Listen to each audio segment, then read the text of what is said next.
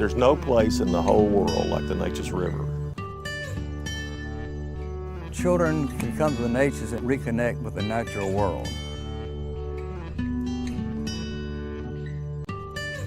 Every form of wildlife that's native to East Texas, you can find somewhere on the Neches River Basin. It really is a special place, and it's right here in our own backyard.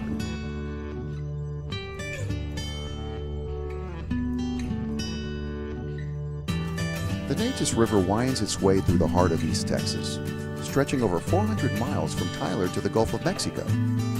It's home to towering trees, delicate wildflowers, and some of the most diverse forests in the world. Millions of ducks, geese, and songbirds migrate along the Neches corridor.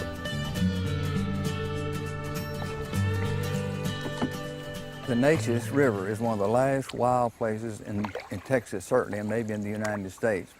For 235 miles, the Neches flows much as it did when Davy Crockett crossed it on his way to the Alamo.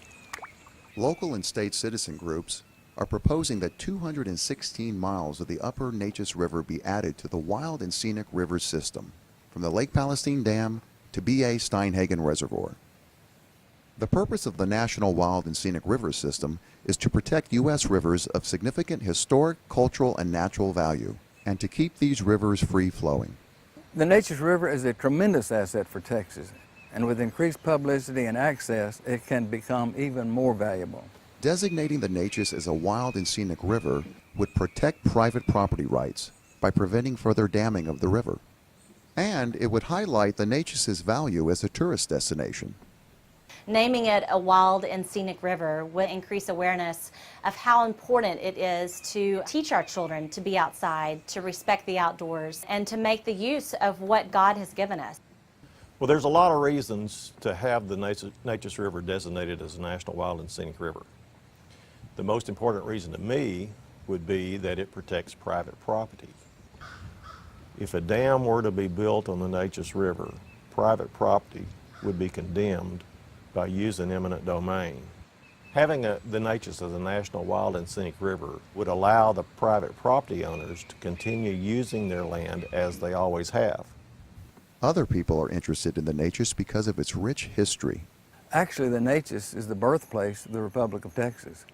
The first European settlement in Texas, Mission San Francisco de los Tejas, established on the banks of a Neches tributary. The oldest towns here, Nacogdoches, San Agustin, Crockett, and Alto, all hovered around the El Camino Real, where the early settlers streamed into Texas. So you see, this is where it all began.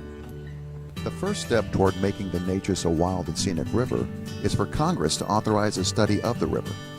The study would bring together people with an interest in the Neches River, including landowners, sportsmen, timber companies, tourism officials, local governments, and water authorities. If the study results in a positive recommendation, then it will be up to Congress to decide whether to designate the river.